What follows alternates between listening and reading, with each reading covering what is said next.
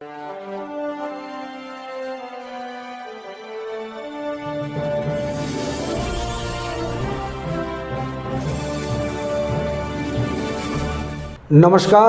मैं अनूप दत्ता न्यूज़ संघर्ष आज तक में आपका स्वागत करता हूं। दोस्तों, जहां आत्मनिर्भर किसान, आत्मनिर्भर भारत, ये शब्द भारत सरकार के और प्रधानमंत्री जी के विज़न उसको रिफ्लेक्ट करती है, और इसके बारे में जब हम सोचते हैं तो इस संदर्भ में जब चर्चा करने की आवश्यकता होती है तो अंडमान निकोबार के द्वीप समूह में आत्मनिर्भर भारत और आत्मनिर्भर किसान जो है, ये कितने आत्मनिर्भर है, इस पे कहीं ना कहीं सवालिया निशान लगभग लग जाती है। तो क्या है हाल हमारे अंडमान निकोबार के यहाँ के किसानों का, और क्या सोचते हैं वो किसान अपने जो खेती बाड़ी करते हैं, खेती बाड़ी के ज़रिए आत्मनिर्भर बनने की कोशिश करते हैं। भारत सरकार ने कहा, मोदी जी ने कहा कि किसानों की आय दुगनी करनी है हमें, तो ये कितना हो पा रहा है और किसानों को यहाँ कितनी सहूलियत और मिल पा रही है, इससे जुड़े जो विभाग है, सरकारी विभाग, एग्रीकल्चर विभाग है, इसके अलावा हमारे एनिमल हस्बेंड्री है, वेटनरी डिपार्टमेंट है, ये कितने उनको सहायता कर रही है, वो कितने एक्टिव है और किसानों का हाल क्या है। चलिए इस पर चर्चा करने के लिए आज हमारे साथ मौजूद है मधुसूदन रॉय जी, जो कि डिजिटल किसान इंडिया के हमारे अंडमान निकोबार द्वीप समूह के स्टेट इंचार्ज हैं, और मूलतः ये हमारे डिगलीपुर के रहने वाले हैं। तो मधुसूदन राय जी, आपका हमारे स्टूडियो में बहुत बहुत स्वागत है। नमस्कार। हम आपसे जानना चाहेंगे कि वास्तविकता में अंडमान निकोबार में, और ख़ासकर चूँकि आप डिगलीपुर से ताल्लुक़ रखते हैं, बिलोंग करते हैं, और डिगलीपुर एक बहुत बड़ा तहसील है और भारी तादाद में वहाँ किसानों को ज़मीनें दी गई है, और मैक्सिमम जो आप देखें औसतन उनकी प्रतिशत बहुत ज़्यादा है वहाँ किसानों की। तो वहाँ के किसानों की परिस्थिति इस वक्त क्या है, ये ज़रा हमें बताएंगे। बिल्कुल अनूप जी, तो आज हम डिजिटल किसान इंडिया का स्टेट इंचार्ज हूँ।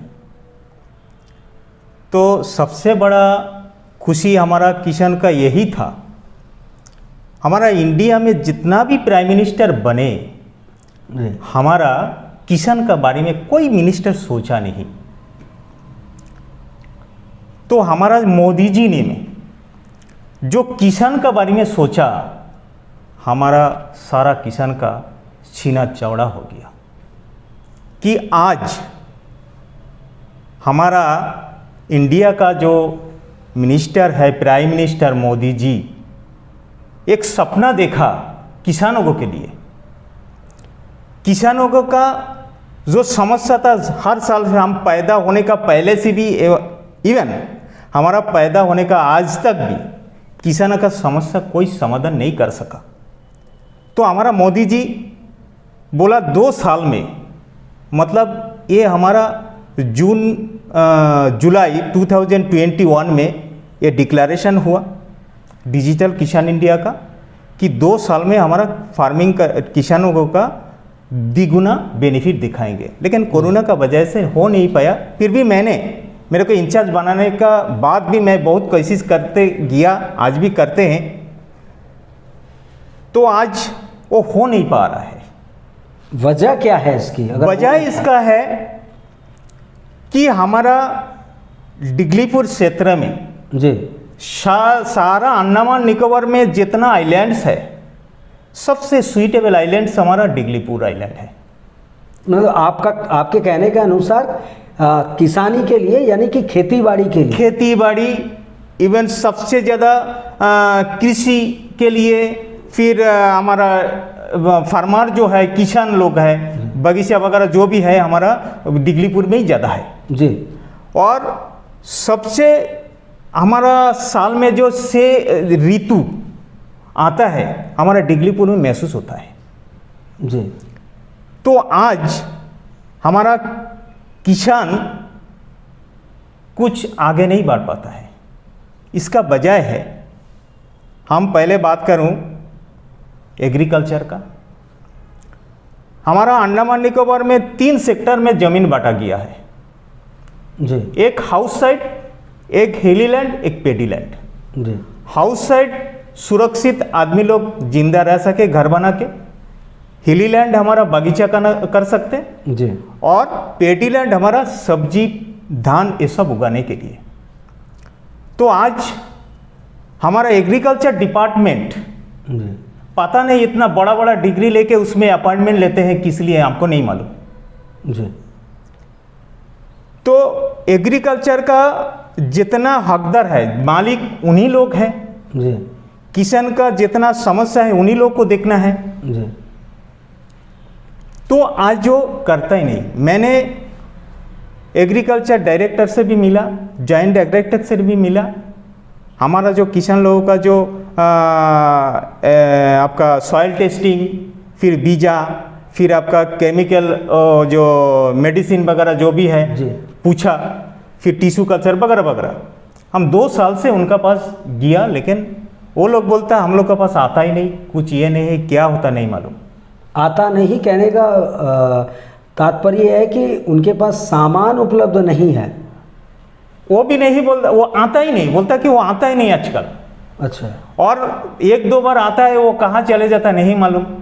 तो मैंने कुछ दिन पहले एक RTI दिया था हमारा डायरेक्टर को, एग्रीकल्चर डायरेक्टर को, हमारा 31 8वां महीना 2021। दिखाएंगे जरा। और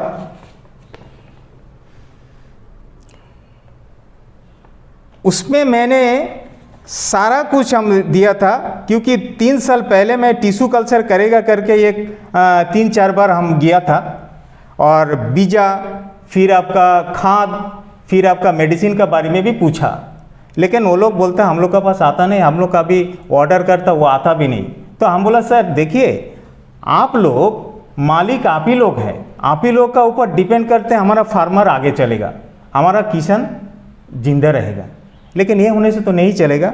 फिर हमको वो उसका जवाब हमको दिया ये दिसंबर 31 को। आपने पूछा था 21/8 जी, 31/8 को, 31/8 2021 और हमको दिया दिसंबर को। दिसंबर को जी हाँ, वक्त दिसंबर को, डेट वही है, डेट है 21 दिसंबर। तो इन लोग को जो भी हम लोग देते हैं, हम लोग को कोई वैल्यू नहीं देता है, कोई वैल्यू नहीं देता है। तो आज हमारा किसान लोग फार्मिंग नहीं कर पाते हैं, और वही खेती हमारा यहाँ का जो लैंड माफिया लोग है वही लोग सबसे करोड़पति बन जाता है। तो आज हमारा अम्मा का पेट से, कोख से हम लोग पैदा होते हैं, अम्मा क्या बंजारा हो जाता है? हमारा अम्मा क्या बंजारा है? हमारा मिट्टी हमारा अम्मा है। वो मिट्टी कब बंजरा होता है? एग्रीकल्चर जो डायरेक्टर है, एग्रीकल्चर का जो डॉक्टर है, वही लोग को इसका ये देना चाहिए, सर्टिफिकेट देना है ये मिट्टी बंजरा है जी, तब जाके उसमें फ्लोटिंग कर सकता वो माफिया लोग, लेकिन ये होता ही नहीं। मैं एसी साहब से भी बात किया, जॉइंट डायरेक्टर एग्रीकल्चर का, उनसे भी बात किया। उन लोग मेरे को ऐसा आंसर दिया कि हम लोग का हाथ में नहीं है, वो कहाँ से आता नहीं मालूम, ऊपर लेवल से आता है। मतलब ये जो एग्रीकल्चर लैंड जो धड़ल्ले से प्लॉटिंग हो रहा है, इसका परमिशन इनको नहीं पता है कि कहाँ से दिया जा रहा है। जी, कहाँ से लिया? तो इसका जवाब कौन दे सकता है, ये आपने पूछा? वो हम पूछा, वो बोलता कि हाँ, साइलेंट हो गया क्योंकि वो हमको नहीं मालूम। खाली इतना ही बताया कि वो ऊपर लेवल से आता है, ऊपर लेवल से आता है, यही बोलता है। तो आज हमारा जितना एग्रीकल्चर लैंड है सारा प्लॉटिंग हो जा रहा है। तो आज हमारा एग्रीकल्चर लैंड फ्लोटिंग हो जाने का बाद हमारा जो मोदी सरकार का, जो मोदी जी का जो सपना है वो कैसा पूरा करेंगे? ये तो झूठा साबित हो जाएंगे, झूठा साबित हो जाएंगे। आज 5 साल का बाद हमारा अंडमान में कोई खेती नहीं रहेगा, कोई खेती नहीं रहेगा। हाँ, जिस तादाद में एग्रीकल्चर लैंड भी एनक्रोचमेंट हो रहा है, अधिग्रहण हो रहा है, और उसके बाद लैंड माफिया जिस तादाद में प्लॉटिंग कर रहे हैं, अभी तक सवाल ये बना हुआ है कि इसके प्रोसेस जो हैं, एग्रीकल्चर से एनओसी लेना होता है, उसके बाद में रेवेन्यू और डिस्ट्रिक्ट एडमिनिस्ट्रेशन से परमिशन होता है। ये रातों रात हम देखते हैं, यहाँ से लेकर भी हमारे पोर्ट ब्लेयर, साउथ अंडमान में भी और अधिकतर आइलैंड में, कि चारों तरफ सिर्फ एग्रीकल्चर लैंड में प्लॉटिंग हो रहा है। इतनी तेज़ी से और इतनी सहूलियत से ये परमिशन मिलती कैसे है, मिलती भी है या नहीं है? क्या इसके बारे में आप लोग विचार किए हैं या किसी से पूछताछ किए हैं या जवाब मांगे हैं क्या? जवाब मैंने एसी साहब का पास गया था 1 हफ्ता पहले। एसी साहब को ये चीज़ मैंने डिटेल में बताया, तो एसी साहब मेरे को इतना ही जवाब दिया। हम एसी साहब को यही पूछा, सर हमारा एग्रीकल्चर लैंड अगर फ्लोटिंग हो जाता, आज हमारा फादर का हाउस साइट मेरा नाम में कन्वर्ट करने के लिए, ट्रांसफ़र करने के लिए सालों साल बीत जाता, लेकिन ये माफिया लोग एक रात में फ्लोटिंग होता, दूसरा रात में ये लोग का हाउस साइट कन्वर्ट हो जाता, सेल हो जाता, करोड़ों रुपया कमा लेता। हम इसका बारे में अभी बताया तो एसी सर मेरे को इतना ही बताया, आप किसी को बोलना नहीं, सीधा मेरा पास आइए, जो करना है मैं करूँगा। और हमारा डिगलीपुर में बहुत एग्रीकल्चर लैंड, वो एग्रीकल्चर जो इंचार्ज है हमारा, वो हमें असिस्टेंट डायरेक्टर जो है, उनको भी पता नहीं है कितने एग्रीकल्चर लैंड उनका पास है।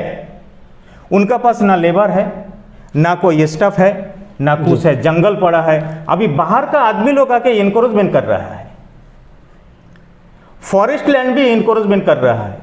इसका बारे में मैंने एक लेटर लिखा था, फॉरेस्ट लैंड के संदर्भ में, forest land and revenue land जी, दोनों का बारे में एक ही लेटर में मैं गवर्नमेंट, लेफ्टिनेंट गवर्नमेंट को लिखा था, गवर्नर जी को, कंजर्वेशन ऑफ फॉरेस्ट को लिखा था, रेवेन्यू डायरेक्टर को भी लिखा था।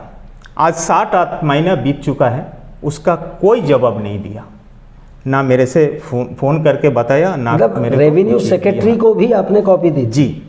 जी, लेकिन कोई रिस्पांस मेरे को नहीं दिया। ये लोग का शायद मतलब यही है, हमारा अंडमान का पब्लिक को बेवकूफ़ बनाता है, अंडमान का फार्मर लोगों को बेवकूफ़ बनाता है। अंडमान का खाली जितना भी न्यूज़ में सुनता है टूरिज्म टूरिज्म टूरिज्म। अरे भाई टूरिज्म बनाओ, लेकिन हमारा इंडिया में 70% किसान लोग हैं। हमारा इंडिया कृषि प्रधान देश है, हमारा किसान नहीं बचेगा, हम टूरिज्म से करेगा क्या? हमारा सिटिंग एमपी वो भी आज टूरिज्म से एक काम शायद हो सकता है कि किसान खत्म हो जाए तो हमें जैसे दूसरे देश कोई और देश से अनाज खरीदने के लिए हाथ फैलाते हैं, तो शायद हमें वो करना पड़े आने वाले फ्यूचर में। आज जैसा हमारा चाइना प्लास्टिक चावल बनाता है, चाइना से प्लास्टिक चावल लाके अंडमान का फार्मर लोग को खिलाएगा हमारा एडमिनिस्ट्रेशन, यही सोच में पड़ा होगा। और क्या चाहिए? तो हमारा फार्मर रहे और ना रहे, अंडमान एडमिनिस्ट्रेशन का कोई मतलब नहीं रहता है। तो मैं अनूप जी, मैं छोड़ने वाला नहीं हूँ। इसका बारे में मैंने मोदी जी को दूंगा, एग्रीकल्चर मिनिस्टर को भी दूंगा, even home minister Amit Shah ji को मैं दूंगा। और हमारा इतना मैं आज आपको मैं बताता हूँ, एग्रीकल्चर मिनिस्टर को भी मैंने अंडमान निकोबार में लेके आऊँगा। ये मेरा जिद है, दिल में है, बात हुआ है, दिखता है कितना कर सकता हूँ। और हमारा किसान लोगों का आशीर्वाद है। तो आज हमारा अंडमान निकोबार में इस तरह चलेगा तो एक भी खेती नहीं रहेगा। और ये भी मैंने एसी साहब को बताया, सर 2000 हम इसका पहले सोशल वर्क भी करता था, आज भी करता हूँ। 2017 में हमारा एग्रीकल्चर मिनिस्टर अकबर जी आए थे, हमारा केबी के सीपी घाट में मीटिंग हुआ था। उसमें बहुत बड़ा बड़ा नेता लोग था, बहुत ऑफिसर लोग था। उसमें कोई हम जैसा एक बात बोला कि सर आज सब आदमी आके आपको बोलता मेरा घर में पानी चढ़ गया, हम किसान हैं, हमारा पानी चढ़ गया, हमारा इतना सामान नष्ट खराब हो गया, इतना धान खराब हो गया, इतना चावल खराब हो गया। आज बजाय क्या है? सर मैं एक बात बोलूँगा, क्या बोलिए सर? पहले हम बचपन से देखा हमारा अंडमान निकोबार में फ्लोटिंग नहीं होता था पेडीलैंड में। आज सारा पोर्ट ब्लेयर आइलैंड में पेडीलैंड खत्म हो गया, उसमें फ्लोटिंग हो गया। हाँ, और क्षमा चाहूँगा आपको रोकने के लिए, सिर्फ पैडीलैंड ही ख़त्म नहीं हुआ है, जहाँ तक हमारे पास आंकड़े हैं और हमने देखा है, और भारी तादाद में इस पैडी लैंड को, एग्रीकल्चर लैंड को प्लॉटिंग करने के लिए जो मिट्टी की ज़रूरत पड़ती है, इसके चलते इन्होंने पूरा हिली लैंड को भी कट कर दिया है जी, और धड़ल्ले से। लेकिन आपको जेन्युइन काम के लिए मिट्टी उपलब्ध नहीं होता है, लेकिन इनको ज़रूर मिट्टी मिल जाता है, और कैसे मिलता है ये तो जांच का विषय है जी। वो अगर उच्च अधिकारी चाहे तो वो देख सकते हैं जी। इस पर भी शायद आप लोगों ने गौर किया होगा जी। हाँ। तो इसका बारे में मैंने यही हमारा ये है, एक गरीब किसान अपना खेती में एक घर बनाएगा, घर बनाने के लिए थोड़ा लेबर तो मिलता नहीं, तो क्या बताऊँ मनुष्य सर, एक इटाची लेके अगर उसको थोड़ा घर का आंगन थोड़ा ये करे, लेवल करे, उसका बारे में एसी साहब, डीसी साहब, फिर आपका तहसीलदार, पाटवाड़ी, आड़ाई, उसका जाके ये फाइन मार देता है।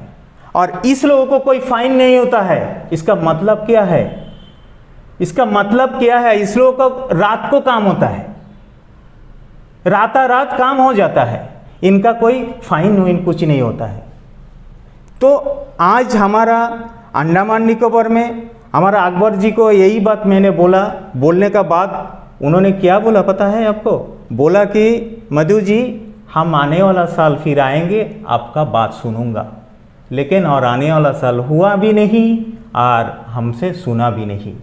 आज हमारा पोर्ट ब्लेयर में, जैसा सीपी घाट में, फिर आपका सोलजारी में, फिर आपका तोशनाबाद में, ओगरा बिराज में, फिर आपका नमूनागढ़ में जितना पानी भर गया, हमारा हम भी फिशिंग करता भी हैं, हम एक लाइसेंस होल्डर है, हमारा सीपा का सर्टिफिकेट भी है। मैं सारा फिशिंग का ट्रीटमेंट भी करता हूँ, सारा फीड भी देता हूँ, इवन उसका सारा समस्या में सॉल्यूशन हम देता हूँ। उसका मेडिसिन भी मैं सारा अंडमान निकोबार में फिशिंग का मेडिसिन सप्लाई दे रहा हूँ जी, एकदम गारंटी का साथ। क्योंकि हमारा यहाँ का जो एक्वाकल्चर, जो मीठा पानी का मच्छी पालते हैं, वो लोग थोड़ा बेनिफिट हो जाए, उन लोगों का कुछ रोजी रोटी मिल जाए उन लोगों का। तो आज हमारा ये सब जगह में हिली लैंड काट के वो पानी में, जैसा 10 फीट पानी है उसमें मिट्टी भर के उसमें फ्लोटिंग करके आपका वो बिल्डिंग बनाता है, 5 तला 6 तला 7 मंजिल बिल्डिंग बनाता है, कंपनी खोलता है। ये ना कि 2004 में जब सुनामी हुआ उसका बाद में सुना था कि सारा ज़मीन का पैसा सारा मालिक को मिल गया, वो सारा ज़मीन सरकार का हो गया। अभी कैसा बिल्डिंग बनता है? ये ज़मीन अगर सरकार का पास रहे, ये ज़मीन में अगर 10 फार्मर 20 फार्मर एक सोसाइटी बना के ये जगह में अगर फार्मिंग करे, फिश फार्मिंग करे, तो हमारा इंटरनेशनल मार्केट बना सकते। हमारा सेंट्रल गवर्नमेंट का पैसा का ज़रूरत ही नहीं है हमारा अंडमान निकोबार में।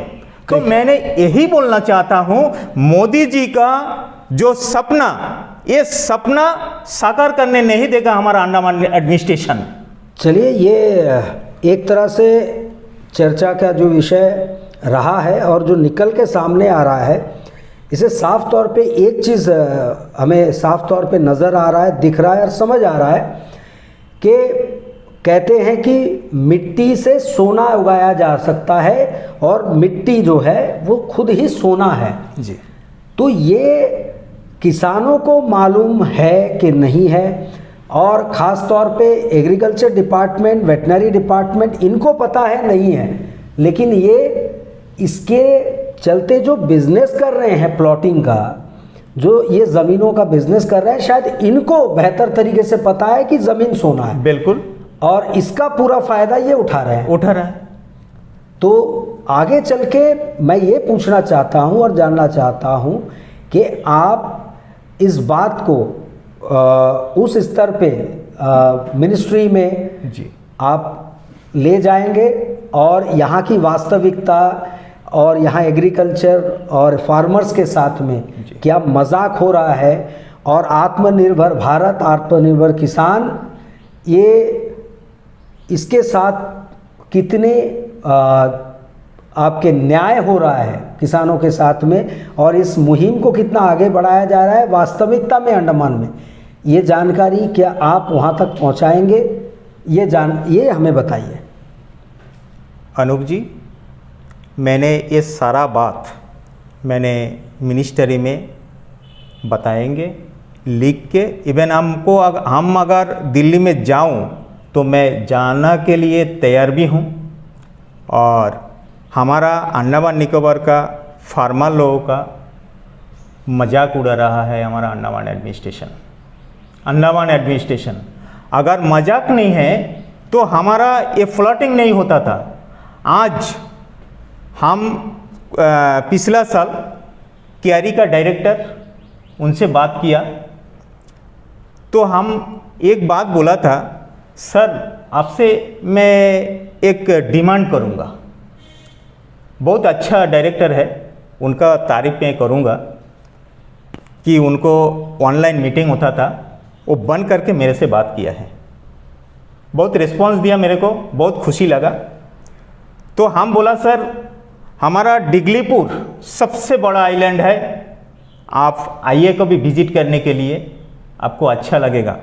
तो हमारा डिमांड यही है, पोर्ट ब्लेयर में आपका क्यारी का तरफ से, केबीके का तरफ से हर तीन महीना 6 महीने का अंतर बकरी का, सुअर का, फिर आपका मुर्गी का एक ट्रेनिंग दिया जाता है।